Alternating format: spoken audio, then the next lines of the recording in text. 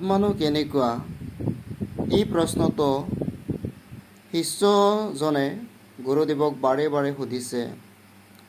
গুৰুদেৱে প্ৰশ্নটোৰ কোনো উত্তৰ নিদি মৌন হৈ শান্তিৰে বহি আছে। শেষত শিষ্যজনে অতিষ্ঠ হৈ ডাঙৰ ডাঙৰকৈ চিঞৰি গুৰুদেৱক কৈছে, গুৰুদেৱ, মই ইমান দিনে আত্মা কেনেকুৱা এই প্ৰশ্নটো সুধি থাকিলোঁ, কিন্তু আপুনি তাৰ উত্তৰ নিদি কিয় মনে মনে আছে?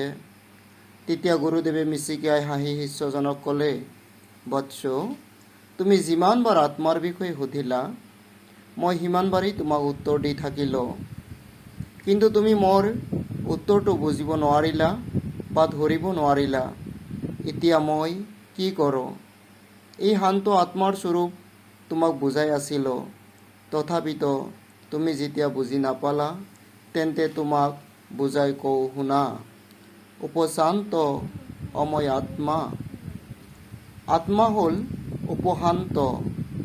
শান্তিয়ে হ'ল আত্মাৰ স্বৰূপ, জ্ঞানেই হ'ল আত্মাৰ প্ৰকাশ, আৰু অনন্তই হ'ল আত্মাৰ ব্যাপ্তি। ইয়াক শব্দৰ দ্বাৰা ব্যাখ্যা কৰিব নোৱাৰি, কিন্তু সাধনাৰ দ্বাৰা, মৌনতাৰ দ্বাৰা ইয়াক উপলব্ধি কৰিব পাৰি।